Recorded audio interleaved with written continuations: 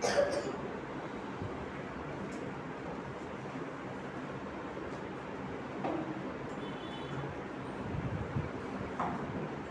عليكم ورحمة الله وبركاته.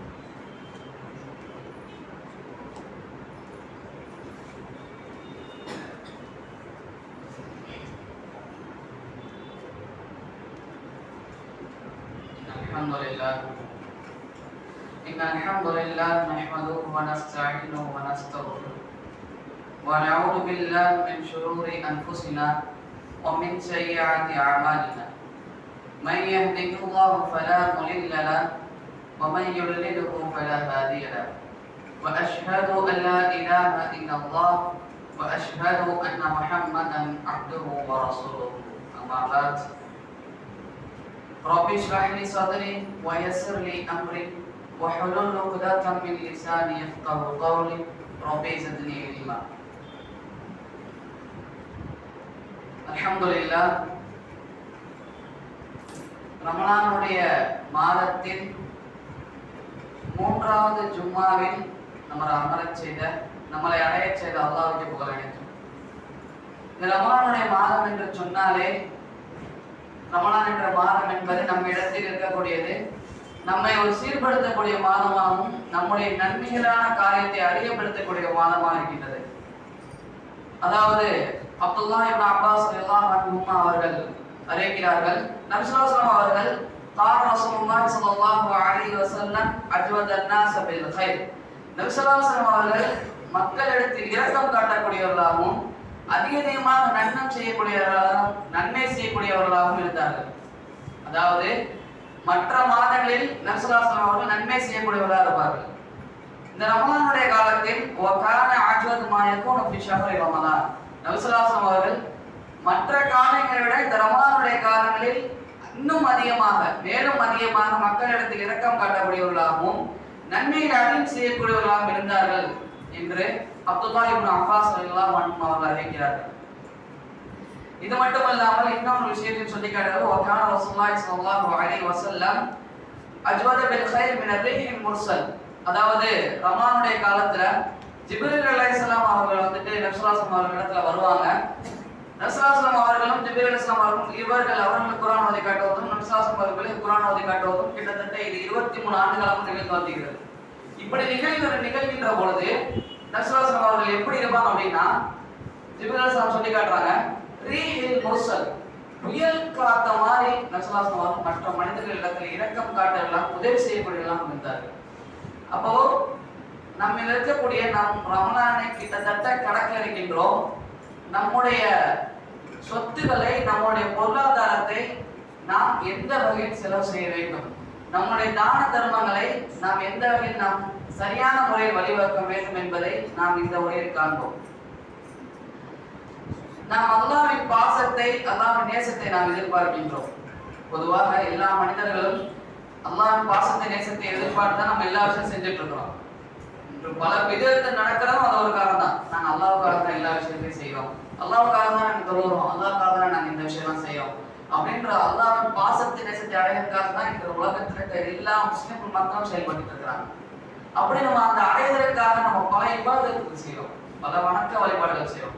இதிலும் குறிப்பாக அல்லாஹ்வுக்கு ரொம்ப மிகவும் பிடிச்சமான ஒரு விஷயம் என்ன அப்படின்னு சொன்னால், எந்த ஒரு மனிதன் அவர்களுடைய அல்லாஹ் படைத்த அடியார்களிடத்தில் கருணையுடனும் இரக்கமுடனும் இருக்கிறானோ அந்த அடியார் தான் சிறந்த ஒரு அடியாராக, அல்லாஹ்விடத்தில் ரொம்ப நெருக்கத்திற்குரிய, ரொம்ப பாசத்திற்குரிய அடியாராக அல்லாஹ் அந்த மனிதனை வச்சிருப்பான். அப்போ அல்லாஹ் என்ன சொல்லி காட்டுறோம் அப்படின்னா, நம்ம மனிதர்களிடத்துல அதிகமான இரக்கமுடையவர்களாக, அதிகமாக உதவி செய்யக்கூடியவர்களாக இருக்கணும். ஒரு முறை என்ன ஆகுது அப்படின்னா, புகார்ல பதிவு செய்யப்படுது. இந்த வரலாறு நம்ம எல்லாரும் கேள்விப்பட்டிருக்கோம். ஒரு நபர் அல்லது இன்னொரு அறிவிப்புல வந்து ஒரு விபச்சாரி, இவங்க என்ன பண்றாங்க அப்படின்னா, நடந்து வந்துட்டு இருக்கிறாங்க. வர வழியில ஒரு பாலைவனம், அதுல ரொம்ப தண்ணி தாக்கம் ஏற்படுது, அளவு கடந்த தண்ணி தாக்கம் ஏற்படுது. அவங்க கண்ணுல வந்து ஒரு கிணறு ஒன்றுபடுது, அவங்கள கண்ணுல ஒரு கிணறு ஒன்றுபடுது. சரி, நம்ம வச்சிருக்கக்கூடிய காலனியை வச்சு நம்ம தண்ணி அரைஞ்சிக்கலாம் அப்படின்னு சொல்லிட்டு அவர் அந்த கிணத்துல இறங்கி தன்னுடைய காலனியை கலட்டி அது மூலியமா தண்ணி குடிச்சிட்டு மேல வராரு.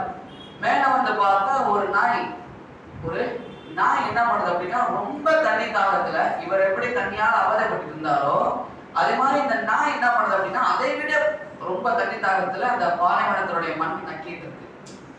நம்மளால முடியுது, நம்ம போய் தண்ணி குடிச்சிட்டு வந்துட்டோம், இந்த நாயால என்ன பண்ண முடியும் அப்படின்னு சொல்லிட்டு அந்த நாயின் மீது இறக்கப்பட்டு அவர் என்ன பண்றாரு அப்படின்னா, மறுபடியும் கிணத்துக்குள்ள இறங்கி தன்னுடைய காலனியில தண்ணி எடுத்துட்டு வந்து அந்த நாய் கொடுத்துறாரு.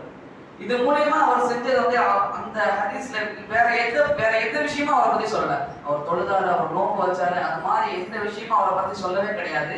அவர் செஞ்ச ஒரே ஒரு பண்பை மட்டும் ரசூலுல்லாஹ் சொல்லி காட்டுறாங்க. செஞ்ச ஒரே ஒரு பண்பு, அந்த ஒரு நாய் இடத்துல தண்ணி தாகம் ஏற்பட்டப்போ அவர் இரக்கம் காட்டினாரு, அந்த நாய்க்கு எவ்வளவு உதவி செஞ்சாரு. இது மூலமா அல்லாஹ் என்ன பண்ணா அப்படின்னா, கஃபரல்லாஹு லஹு ஃபுல்லு, அவருடைய பாவம் அனைத்தையும் அல்லாஹ் மன்னித்து விட்டார்.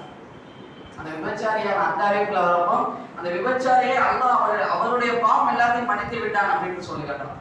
அப்போ ஒரு நம்ம எல்லாம் அப்படின்னு சொல்லி நம்ம ஒதுக்கக்கூடிய ஒரு விலங்கினமா இருக்கக்கூடிய ஒரு நாயிடத்தில் இறக்க காட்டுறதுக்கே அல்லாஹ் இந்த அளவுக்கு ஒரு அந்தஸ்தை வச்சிருக்கான்னு சொன்னால், அவன் படைத்த மனிதர்களிடத்தில் நாம் காட்டக்கூடிய ஒரு உதவிக்கு, நாம் காட்டக்கூடிய இறக்கத்திற்கு அல்லாஹ் எந்த அளவிற்கு நமக்கு அந்தஸ்து வைத்திருப்பான் நம்ம சிந்திச்சு பார்க்கணும். அதனாலதான் ரசூலுல்லாஹ் சொல்லி காட்டுறாங்க, அதாவது என்ன ரசூலுல்லாஹ் சொல்லி காட்டுறாங்க, நாளைக்கு மறுமையில வரப்போ மனிதர்களுடைய அந்த தராசுல வந்துட்டு அளவிட்டு பார்ப்பாங்க. அவன் தராசுல அளவு பார்க்கிறப்போ ஒரு முறை இப்படி பண்ணி பார்க்கறாங்களா, அவனுடைய இபாதத்துகள் எல்லாத்தையும் ஒரு தட்டிலையும், இந்த இந்த மனிதர் செஞ்ச இபாதத்து எல்லாத்தையும் ஒரு தட்டிலையும், மற்றொரு தட்டில என்ன பண்றான் அப்படின்னா அந்த மனிதனுடைய நற்குணங்களையும் அவர் செய்த உதவிகளையும் இந்த மாதிரி ஒரு விஷயங்களையும் வந்துட்டு இன்னொரு இடத்துல வச்சோம் அப்படின்னா ஸ்காலர் ரீசன் அந்த இந்த நற்குணத்தின் மூலமாக அந்த தட்டு கனத்தால் கீழே இறங்கிடுமா. அதனாலதான் நர்சா சொல்லி காட்டுறாங்க, நீங்க அதிகமாக மக்கள் இடத்துல கருணையை காட்டுங்க, மக்கள் இடத்துல இறக்கம் காட்டுங்க நர்சா சொல்லி காட்டுறாங்க. இப்னு தைமியா சொல்றாங்க, ஒரு மிகப்பெரிய மார்க்க அறிஞர் இப்னு தைமியா ரஹ்மத்துல்லாஹ் அவங்க சொல்றாங்க என்ன அப்படின்னா, நம்ம முஸ்லிமாக இருந்தாலும் சரி காஃபிராக இருந்தாலும் சரி, ஒரு மனிதன் மற்றொரு மனிதனுக்கு அவன் இறக்கம் காட்டுறான்னு சொன்னா அவன் மீது அல்லாஹ் அவன் எந்த அளவு காட்டுறானோ அது குறையாம அவன் அந்த அளவு காட்டுவானா. அவன் முஸ்லிமாக இருந்தாலும் சரி முஸ்லிமாக இல்லாட்டாலும் சரி, அவன் எப்படி இருந்தாலும் அவனுக்காக அல்லாஹ் என்ன பண்றான், அவன் எந்த அளவுக்கு இறக்கம் காட்டினாலும் அந்த அளவுக்கு அவனுக்கு இறக்கத்தை பரிபூர்ணமாக நிறைவேற்றலாம்னு சொல்லி காட்டுறான். இப்படி நம்ம பார்க்கிறப்போ நம்ம இந்த உலகத்துல எவ்வளவோ தான தர்மம் செஞ்சுட்டு தான் வரோம். நம்ம எல்லாமே நம்ம என்ன பண்றோம், தான தர்மம் செஞ்சுட்டு தான் வரோம். ஆனா இப்படி இருந்தும் ஏழ்மைகளுடைய பட்டியல்ல இந்தியா தான் முதல் இடத்துல இருக்கு. இன்னும் 3 மாசத்துக்கு முன்னாடி கூட ஒரு செய்தி, ஈரோட்டுல ஒரு குடும்பம் உணவுக்கு வழி இல்லாம என்ன பண்றாங்க அப்படின்னா இறந்து போறாங்க. அதாவது அல்லாஹ் அதிகமா இந்த மக்கள் இடத்துல கோபப்பட்டு வேதனை இறக்குவான். அதுல முக்கியமான ஒரு காரணத்துல இது ஒரு காரணம், எந்த ஒரு சமூகத்துல ஒரு மனிதன் உணவுக்கு வழி இல்லாம இறந்து போகுமோ அப்ப அல்லாஹ் சொல்லி காட்டுறான், அந்த சமூகத்துல இருக்கிறதுக்கு வரக்கூடிய மலைகளை கூட நான் நிப்பாட்டிடுவேன். மலை இருக்கிறாங்க அல்லாஹ், அப்படி ஒரு சமூகம் அந்த மனிதனுக்கு உதவி செய்யாமல் அந்த மனிதர்களை கண்டுக்காம இருந்துச்சு அப்படின்னா அவர் வரக்கூடிய மலைகளை கூட நான் நிப்பாட்டிடுவேன் அப்படின்னு அல்லாஹ் சொல்லி காட்டுறான். அப்போ அல்லாஹ்விட கோபத்துல இருந்து தப்பிக்கணும், அல்லாஹ் நம்ம நரகத்துல இருந்து நம்மளை பாதுகாக்கணும் அப்படின்னா நம்ம மற்ற மனிதர்களுக்கு நம்ம அதிகமா உதவி செய்யணும், மற்ற மனிதர்களிடத்துல நாம் அதிகமா இறக்க முடியலாம்னு இருக்கணும். இதனாலதான் நபிஸல்லா சொல்லி காட்டுறாங்க, நாம் செய்யக்கூடிய ஒரு சில தர்மத்தின் காரணமாக நமக்கு எவ்வளவு பெரிய சிறப்புகளை வைத்திருக்கிறான்னு சொல்லி காட்டுறாங்க. அதாவது அதாவது ஒரு மனிதன் இருக்கிறானா, அந்த மனிதன் மற்ற மனிதர்கள் தர்மம் செய்யலாம். எப்படி செய்யலாம் அப்படின்னா, இன்றைய காலங்களில் பல மனிதர்கள் இருக்கிறாங்க, நான் செய்கின்ற தர்மம் இருக்கக்கூடிய எல்லாரும் பார்க்கணும், நான் செய்கின்ற தர்மம் இருக்கக்கூடிய எல்லாரும் என்ன கொடை வல்லல், என்ன தான தர்மர், என்ன ஒரு மிகப்பெரிய, நான் இவர்கிட்ட போய் கேட்ட இவர்கிட்ட எதுவுமே எந்த நாளும் செய்வாரு அப்படின்ற மாதிரி அவரை போற்றணும் புகழன்ற மாதிரி சொல்லி காட்டுறான். இதனால நபிஸா சொல்லி காட்டுறாங்க, 3 நபர்கள் நாளை மறுமையில கொண்டு வரப்படுவாங்க. 3 நபர்கள் நாளை மறுமையில கொண்டு வரப்படுவாங்க. ஒரு மனிதர் ஆலிமா இருப்பாரு, அவர் என்ன பண்ணுவார் அப்படின்னா மார்க்கத்தினுடைய எல்லா விஷயங்களும் சொல்லியிருப்பாரு. நாளைக்கு மறுமையில வரப்போ அவர்கிட்ட கேட்பான், நான் உனக்கு கொடுத்த கல்வியை வச்சு நீ என்ன செஞ்ச, நான் உனக்கு கல்வியை கொடுத்தாங்க அதை வச்சு என்ன செஞ்சேன், ஏன்னா நீ கொடுத்த கல்வியை வச்சுதான் இந்த இருக்கக்கூடிய நான் எனக்கு எல்லா பிரச்சாரம் செஞ்சேன், மக்களுக்கு நான் எடுத்து வச்சேன் கிடையாது. நீ அதற்காக செய்யல, செஞ்ச ஒரே காரணம் உன்னை எல்லாம் மார்க் அறிஞர்னு சொல்லணும், உன்னை என்ன ஒரு ஆலிம்னு சொல்லணும், உன்னை எல்லாம் போட்டணும் புகழணுன்றதுக்காக நீ என்ன பண்ண அந்த விஷயத்தை செஞ்ச. ஒரு ஷஹீது வருவார், அவர் என்ன பண்ணுவார், நீ என்ன பண்ண, உனக்கு கொடுக்கப்பட்ட வீரத்தை வச்சு நீ என்ன பண்ண, எல்லாம் நான் உனக்காக போர் செஞ்சேன், இத்தனை மனிதனை நான் கொண்டேன், எல்லாமே நான் உனக்காக செஞ்சேன் கிடையாது. நீ அதற்காக செய்யல, உனக்கு இந்த உலகத்தில் இருக்க எல்லா மக்களும் உன்னை வீரன்னு சொல்லணும், இந்த இருக்கக்கூடிய மாவீரன் உன்னை அழைக்கணும் அப்படின்ற ஒரு காரணத்தினால நீ போர் செஞ்ச, அப்படின்ற ஒரு காரணத்தினால நீ ஷஹீதான, எனக்காக நீ ஒன்றும் பண்ணல, இவனையும் கூட்டி நரகத்துல செல்லுங்க, உனக்கு தலைக்குப்புற நரகத்துல இழுத்து செல்லுங்கன்னு சொல்லுவான். அதுக்கப்புறம் அந்த தான தர்மம் செஞ்ச ஜக்காத்தை கொடுத்த ஒரு மனிதர் வருவார், உனக்கு நான் செல்வத்தை அதிகமான உலகத்துல கொடுத்தேன்ல, உனக்கு நீ எவ்வளவு கேட்டியோ நீ கேட்கறதுக்கு மீறி உனக்கு நான் அளவோ கொடுத்தேன், அப்படி கொடுத்தும் நீ என்ன பண்ண செல்வத்தை செல்ல யாரா, நான் இருக்கக்கூடிய எல்லா ஏழையும் கொடுத்தேன் யாரா, நான் எவ்வளவு ஏழையில பார்க்கணும் எல்லா ஏழையும் கொடுத்தேன் யாரா, அப்படியா செஞ்ச நல்லா கேட்பான், அப்படியா செஞ்ச கிடையாது. நீ இந்த உலகத்தில் இருக்கக்கூடிய மனிதர்கள் எல்லாம் உன்னை கொடை வல்லன்னு சொல்லணும், உன்னை ஒரு மகா பிரபு, உன்னை தான தர்ம பிரபுன்னு சொல்றதுக்காக நீ இந்த விஷயத்த செஞ்ச, என்னக்காக நீ கொடுக்கல, அல்லாஹ்வின் பொருட்டாக நான் அடையணும், இதற்கு அல்லாஹ் எனக்கு இதற்கான நன்மை தருவாங்கிற நீ ஒரு காரணத்துக்காக செய்யல, நீயும் என்ன சொல்லு நரகத்துக்கு சொல்லு அப்படின்னு சொல்லி அல்லாஹ் சொல்லி காட்டுவானா. அப்ப நாம் செய்யக்கூடிய ஒரு தர்மம், அதாவது ரசூலுல்லாஹ் சொல்லி காட்டுறாங்க, தஸத்தக ஸதக அஃபாஃபா, அதாவது ஒரு மனிதன் தர்மம் செய்வானா அதை நம்ம மறைத்துக் கொள்வானா, எந்த அளவுக்கு அப்படின்னா ஹத்தா லா தஅலமு ஷிமால், அவனுடைய இடது கை கூட தெரியாது, அவனுடைய இடது கைக்கு கூட தெரியாத அளவிற்கு அவனுடைய தர்மத்தை கொடுக்கிறது தான் மிகப்பெரிய ஒரு சிறந்த தர்மம் என்று சொல்லி காட்டுறாங்க. இன்னும் சொல்லி காட்டுறாங்க, இன்ன சதகத சிர் தத்ஃபா அலத ரப்பி. அதாவது தர்மத்திலே சிறந்த தர்மம் எது அப்படின்னா ரகசியமாக செய்யற தர்மம் தான்.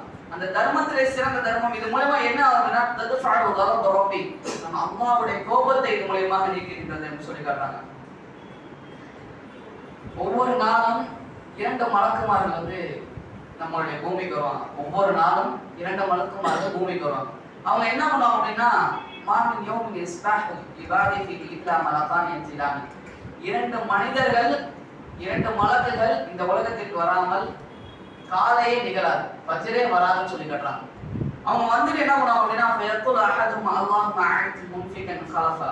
அதாவது ஒரு மனிதர் வந்துட்டு அவர் கொடுக்கப்பட்ட செல்வத்திலிருந்து அவர் என்ன பண்ணார் அப்படின்னா அவர் தான தர்மம் வழங்குவார், அவர் ஏழை எளியர்களுக்கு அவர் கொடுத்து உதவுவார். இந்த மாதிரி விஷயங்களை பண்றப்போ அவருக்கு அவர் அந்த மலக்கு என்ன சொல்றாங்க, அல்லாஹ் இவர் தான தர்மம் செய்யறாரு, இவருடைய அருளை இவருக்காக நீ அருள் ஏற்படுத்திக் கொள்வாங்க அப்படின்னு சொல்லிட்டு அந்த மனிதருக்காக துவா செய்வார். இன்னொரு மனிதர், அதாவது இன்னொரு மலக்கு இருப்பார், அவர் செய்வாராம் வயகுல் ஆஹர் அல்லாஹும்ம அஅவித் மும்சிகன் தலஃபா. அதாவது இந்த மனிதன் நாசமாகட்டும், இவனுடைய கையை அவன் பூட்டி வச்சுக்கிறான், இவன் கொடுக்கப்பட்ட சொத்தை என்ன பண்ண மாட்டான், வெளியில கொடுத்து உதவ மாட்டான், இவனுக்கு எதுக்கு நீ சொத்தை கொடுத்தா, இவனை நீ முடக்கிடு, இவன் வந்து இவன் நாசமா போகட்டும் அப்படின்ற மாதிரி சபிச்சுக்குவாங்க. அப்ப 2 மலக்குகள் நம்மளை வந்து நம்ம எப்படிப்பட்ட மலக்குகளுடைய துவா வாங்கணும்ன்றத நம்ம இன்ஷா அல்லாஹ் நாம் முடிவு செய்து கொள்ள வேண்டும். இந்த நம்ம இடத்துல இருக்கக்கூடிய ஒரு மிகப்பெரிய பழக்கம் என்னன்னு சொன்னா அப்படின்னா, அதான் ரசூலுல்லாஹ் சொல்லி காட்டுறாங்க, கொடுக்கக்கூடிய கை சிறந்த கைதான். ஆனா இருந்தாலும் நம்ம இடத்துல இருக்கக்கூடிய மிகப்பெரிய ஒரு கெட்ட பழக்கம் என்னன்னு சொன்னோம் அப்படின்னா, ஒரு மனிதன் நம்ம இடத்துல உதவி கேட்டு வராது, ஒரு மனிதன் நம்ம இடத்துல அவர் ஏதோ ஒரு பிரச்சனை, அவர் வீட்டுல முடியாத ஒரு பிரச்சனை, அவர் ஒரு காலத்துல அவங்களுடைய வாரிசு எல்லாம் மிகப்பெரிய ஒரு செல்வந்தர்களாக இருந்திருப்பாங்க, அவங்க தான் மிகப்பெரிய அந்த நிறைய விஷயங்கள் பண்ணியிருப்பாங்க. ஆனா ஏதோ ஒரு சூழ்நிலையாக இன்று அவங்க கஷ்டப்பட்டு இருப்பாங்க.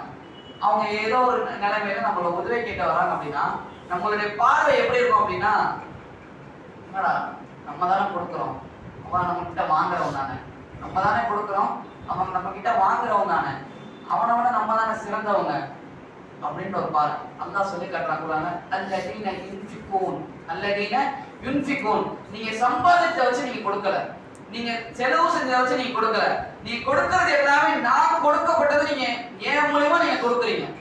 அல்லதீன யுன்ஃபிகூன், அல்லாஹ் சொல்ல வர கருத்தே அதான். நீங்க கொடுக்கறத நீங்க நினைச்சோட கொடுக்கல, நீங்க சம்பாதிச்சோட கொடுக்கல, நீங்க எந்த விஷயம் பண்ணாலும் நீங்களா கொடுக்கல, எல்லாமே நான் ஏன் மூலியமா உங்க மூலியமா நான் வந்து அந்த மனிதர்களுக்கு கொடுக்குறேன் அப்படின்னு சொல்லி காட்டுறோம்.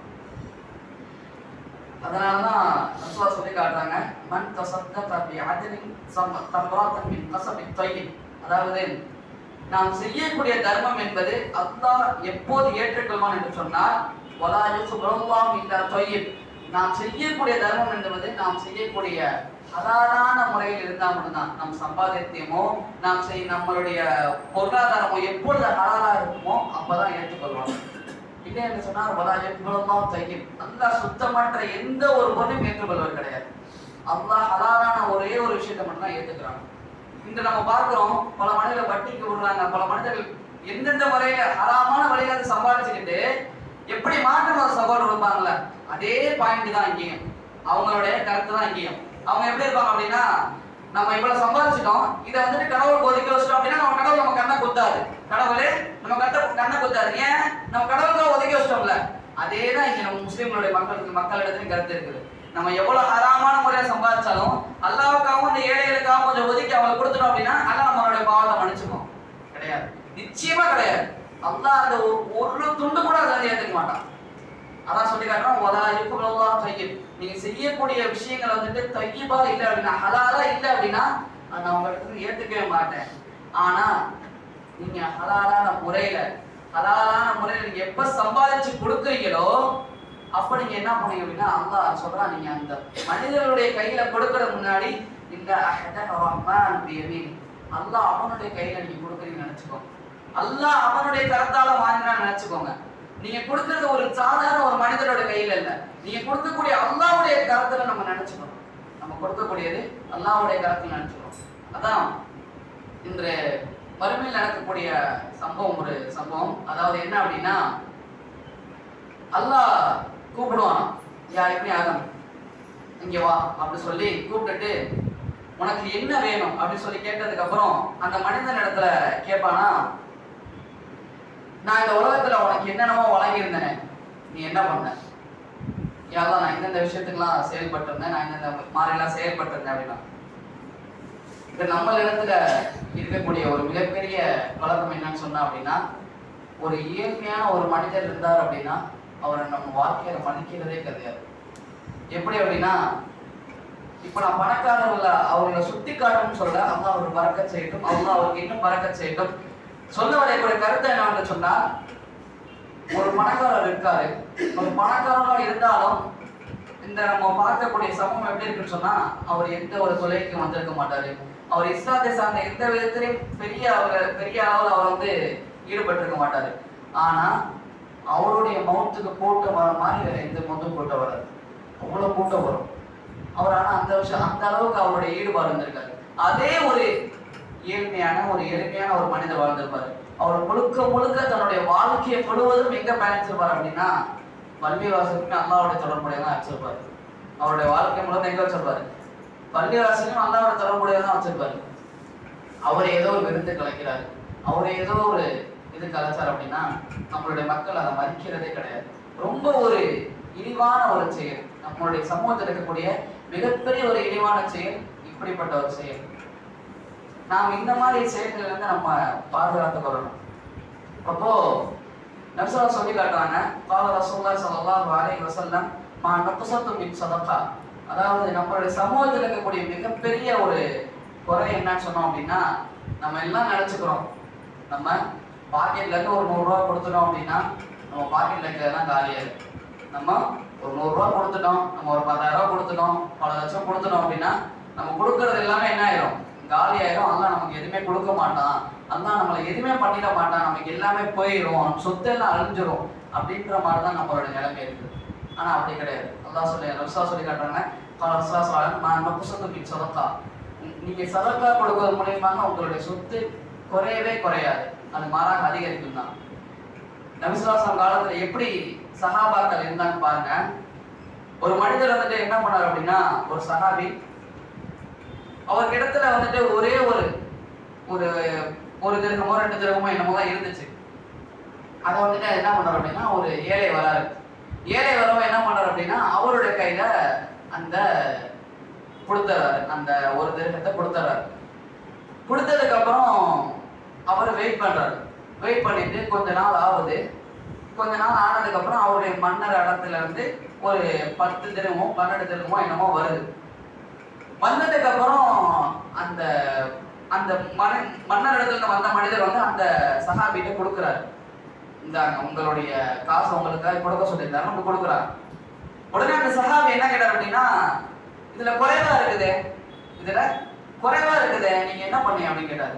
இல்ல என் மன்னர் இவ்வளவுதான் கொடுத்தாரு, மன்னர் இவ்வளவுதான் கொடுக்க சொன்னா இவ்வளவுதான் இருந்துச்சு, பொய் சொல்லாம சொல்லுங்க, என்னோட ரப்ப என்னை ஏமாத்த மாட்டான், என்னோட ரப்ப எனக்கு பொய் சொல்ல மாட்டான், நீங்க தான் பொய் சொல்றீங்க, உண்மையை சொல்லுங்க, என்ன பண்ணீங்க? இல்ல வர வரையில எனக்கு ஒரு தாகம் ஏற்பட்டுச்சு, அதனால ஒரு 2 திருகம் தேவைப்பட்டுச்சு, அதனால ஒரு இடத்துல வாங்கி செலவு பண்ணிக்கிறேன். அது எந்த அளவுக்கு நம்பிக்கை இருந்துச்சு அப்படின்னா, நான் ஒரு திருகத்தை கொடுத்தேன் அப்படின்னா அது பணமா எனக்கு அல்லாஹ் 10 மடங்கு கொடுப்பான். அது 8 என்னமோ கம்மியா இருந்தது, 2 திருகம் என்னமோ கம்மியா இருந்தது. அந்த அளவுக்கு நம்பிக்கையோட இருந்தாங்க. நான் 1 கொடுத்தேன் அப்படின்னா அது பணமா அல்லாஹ் எனக்கு கொடுத்தே தீருவான். 10 மடங்கோ 100 மடங்கோ எனக்கு எவ்வளவு நாடுவானோ அதை கொடுத்தே ஆவான். அந்த அளவுக்கு ஒரு நம்பிக்கையுடைய மக்களாக இருந்தாங்க. ஆனா நம்முடைய நம்பிக்கை எந்த அளவுக்கு இருக்கு நம்ம சிந்திச்சு பார்க்கணும். நபிசுல்லாஹ் ஒரு முறை ஆயிஷா என்ன பண்றாங்க அப்படின்னா, நபிகளாருக்காக அதாவது சமைக்கிறாங்க, ஆட்டை அறுத்து ஒரு ஆட்டு. நபிசுல்லாஹ் ரொம்ப பிடிச்ச உணவு என்ன அப்படின்னா, அந்த ஆட்டினுடைய கால் சப்பை ரொம்ப பிடிக்கும்.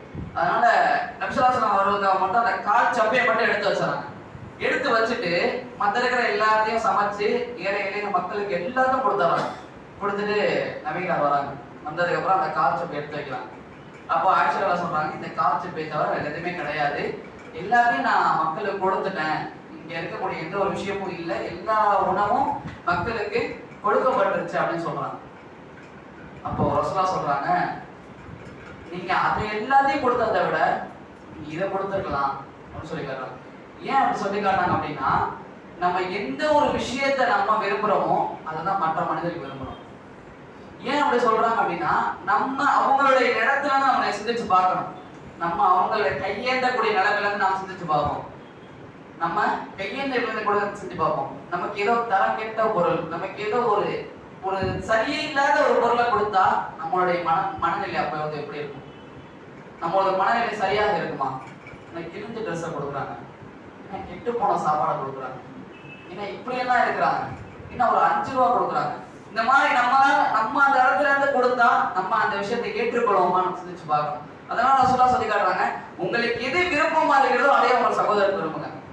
எந்த ஒரு மனிதன் தான் விரும்ப தன் சகோதரருக்கு விரும்பாத வரை அவன் முஸ்லிமாக மாறுவது கிடையாது. அப்போ நாம் ஒரு எந்த விஷயத்தை நம்ம விரும்புறோமோ அதை தான் சகோதரருக்கும் விரும்ப வேண்டும்.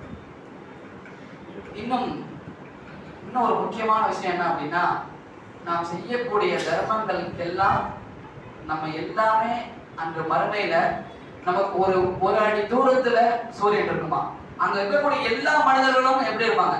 வெயில்ல ரொம்ப கீழே இருக்கக்கூடிய எல்லா தரையும் செவ்வாலா இருக்கும். அப்ப அந்த வேர்வையில மூழ்கிட்டு இருப்பாங்க. அப்போ ஒரு 7 நபர்களுக்கு மட்டும் அல்லாஹ் நிழல்ல கொடுப்பான், அவனுடைய அர்ஷுடைய நிழல்ல வழங்குவான். அப்படி அந்த 7 நபர்கள் ஒரு நபர் யார் அப்படின்னா, எந்த ஒரு மனிதர் ஹத்தா லா யஅலமு ஷிமால், எந்த ஒரு மனிதர் அவர் இடது கைக்கு தெரியாமல் தர்மம் செய்தாரோ அந்த மனிதன் அந்த அர்ஷுடைய நிழல்ல இருப்பார். அப்போ நம்மளுடைய வாழ்க்கையில நாம் செய்யக்கூடிய தர்மம் யாருக்காக இருக்கணும்? நாம் செய்யக்கூடிய தர்மம் சரியான முறையில போய் செல்கின்றதா என்பதை நாம் சிந்திச்சு பார்க்கணும். நாம் கொடுக்கக்கூடிய தர்மங்கள் சரியான முறையில் இருக்கின்றதா?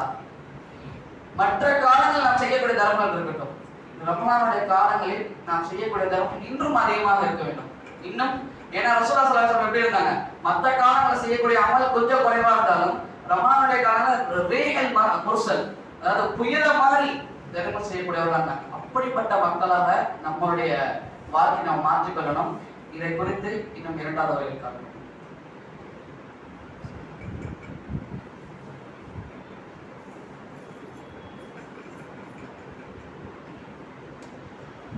அல்ஹம்துலில்லாஹ் அல்ஹம்துலில்லாஹி ரப்பில் ஆலமீன்.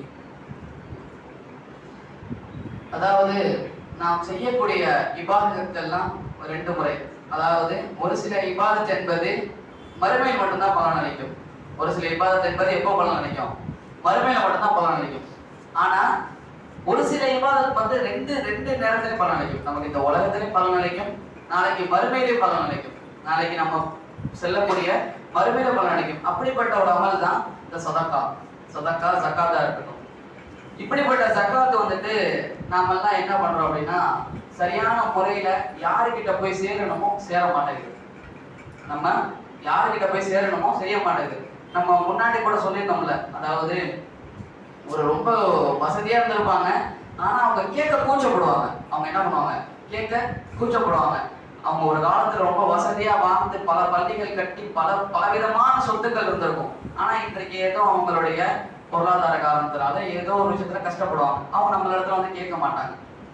இதனாலதான் நம்ம என்ன பண்றோம்? ஒரு ஜமாத் ஆரம்பிச்சு, ஒரு ஜமாத்தின் அடிப்படையில நம்ம என்ன பண்றோம்? அதற்காக ஒரு ஆளை நியமிச்சு, அவங்க எந்தெந்த மக்கள் எல்லாம் ரொம்ப கஷ்டப்படுறாங்க அப்படின்றத நல்ல தெளிவான முறையில ஆராய்ஞ்சு நம்ம என்ன பண்றோம்? விநியோகம் செஞ்சுட்டு இருக்கோம். அந்த அடிப்படையில நம்மளுடைய ஜமாத் கிட்டத்தட்ட 6 வருஷங்களுக்கு மேலாக இந்த தாவாவுடைய பணிகளையும் இந்த தர்மங்கள் செய்யக்கூடிய பணிகளையும் மிக நல்ல முறையில் பண்ணிட்டு வருகிறார்.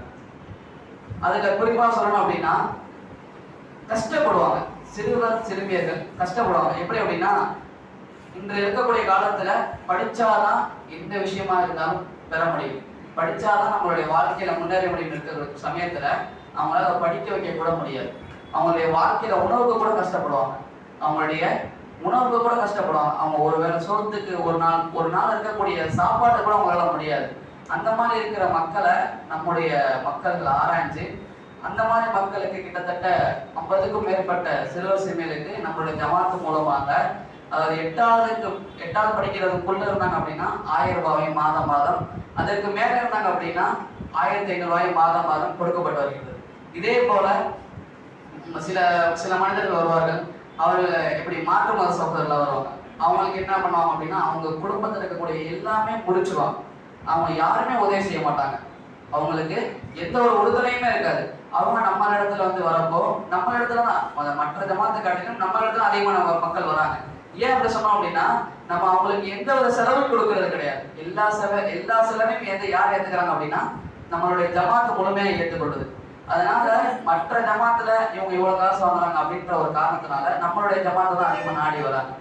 அப்படி இருக்கிறப்போ அந்த மாதிரி சகோதரர்களுக்கு உதவி செய்யறது, அதே மாதிரி ஒரு சில மக்கள்கள் ரொம்ப கஷ்டப்பட்டு இருப்பாங்க, அவங்களுக்காக ஒரு சில கடைகளை வைத்துக் கொடுப்பது, இந்த மாதிரி பலவிதமான பொருளாதார தேவைகளை நம்மளுடைய ஜமாத் செய்து வருகிறது. ஆனால் தற்சமயம் நம்மளுடைய ஜமாத்தினுடைய பொருளாதார சூழ்நிலை மிகவும் குறைவாக மிகவும் ஏழ்மையுடைய நிலையில் இருக்கின்றது. ஆதலால் நாம் கொடுக்கக்கூடிய தர்மங்களை, நாம் கொடுக்கக்கூடிய ஜக்காத்துகளை நம்முடைய தாவா பணிகளுக்காக கொடுத்தோம் என்று சொன்னால் அல்லாஹ் இந்த உலகிலும் நாளை மறுமையிலும் இதற்கான பலனை குறைவில்லாமல் நிச்சயமாக கொடுப்பான். அது எந்த விதத்திலும் மாறுபட்ட கருத்து கிடையாது. அது நிச்சயமாக அல்லாஹ் நாம் கொடுக்கக்கூடிய ஒவ்வொரு ரூபாய்க்கும் அல்லாஹ் அதற்கான பலனை கொடுப்பான். நபிஸல்லல்லாஹு சொல்லி காட்டுறாங்க, நீங்க ஹலாலான முறையில ரொம்பலாம் செலவு செய்ய வேண்டாம். நீங்க ஹலாலான முறையில ஒரே ஒரு பேர்ச்சம்பழ துண்டை கொடுத்தாவது நரகத்துல இருந்து உங்களை பாதுகாத்துக்கோங்க, நரகத்துல இருந்து உங்களை பாதுகாத்துக்கோன்னு சொல்லி காட்டுறாங்க. அப்போ நம்ம செய்யக்கூடிய தர்மங்கள் சரியான மனிதர் இடத்துல போய் சேரணும். சரியான மனிதர் இடத்துல போய் சேராதனாலதான் இந்த சதக்கா ஜக்காத் எல்லாமே இஸ்லாத்துல கொடுக்கப்பட்டதுக்கான காரணம் எல்லாமே இந்த உலகத்தில் இருக்கக்கூடிய வறுமையை ஒழிக்கிறதுக்காக தான். ஆனா இந்த வறுமையில எந்த மனிதர்கள் இருக்கிறாங்கன்னு நம்ம தெரியாம எல்லா மனிதர்களுக்கும் நம்ம ஒரு பிரிச்சு கொடுக்கிற மூலமாக ஒரு சரியான முறையில் நம்ம இல்லை. ஆனா இந்த மாதிரி ஜமாத்தை கொடுக்கும் மூலமாக எந்த மனிதர்கள் சரியான முறையில் செல்ல வேண்டுமோ அந்த மனிதர் சரியான முறையில் சென்று அவங்களுடைய கண்ணீரை துடைக்கக்கூடிய வாய்ப்பை வல்ல ரஹ்மான் நமக்கு எல்லாருக்கும் கொடுத்திருக்கலாம். அப்படிப்பட்ட வாய்ப்பை பயன்படுத்தக்கூடிய மக்களாக வல்ல ரஹ்மான் உங்களை இன்னும் ஆக்கி வருவானாக. வாஹிரு தஅவானா அல்ஹம்துலில்லாஹி ரப்பில் ஆலமீன். அஸ்ஸலாமு அலைக்கும் வரஹ்மத்துல்லாஹி வபரகாத்துஹு.